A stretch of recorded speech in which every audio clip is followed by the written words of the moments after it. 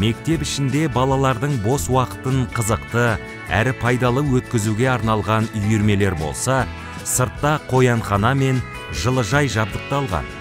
Бір кездері тап-тақыр топырақ болған аула бүгінде алуан ағашқа толы. Жап-жасыл желекке қарап, Арман Шымбайұлының шаруашылық шеберлігіне тәнті боласың. Біз мектептің айналасын көгалдандыруды мынау бөлмедегі раковинаның суымен бастағанбыз. Сөйтіп көгерткен болатын тұғымыз. Мына мектептегі жылыжай өзі 3 сотық жерді құрайды. Мына парник деп айтып жатады. Мына бұл жерге біз қызанақта, қиярда өсірдік.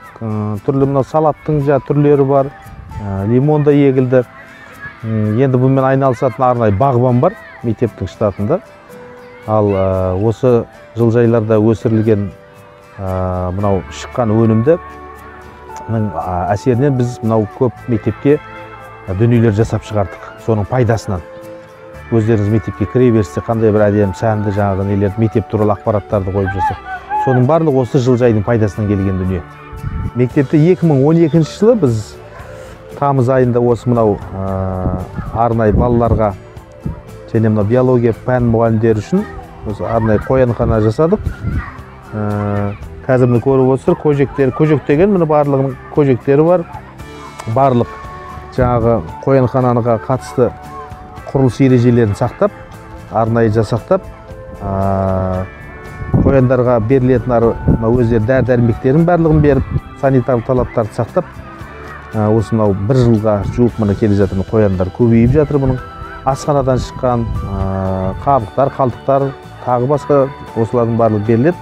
Бұл да бір мектеп үшін бір үлкен бір кішкентай бір биологиялық бір орталық болып тұр, қызықты оқушылар үшін.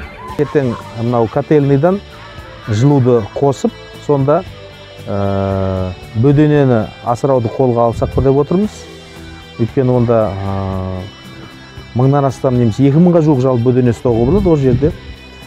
Ертең сол бөдененің жұмыртқаларын, яғни мынау мектепте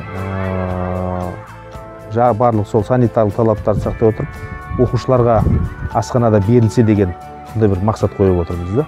Өйткені бұл бірінші кезектегі баланың денсаулығына пайдалы. Арман Орынбековтың ұстаздық қызметіне 27 жылдан асып барады.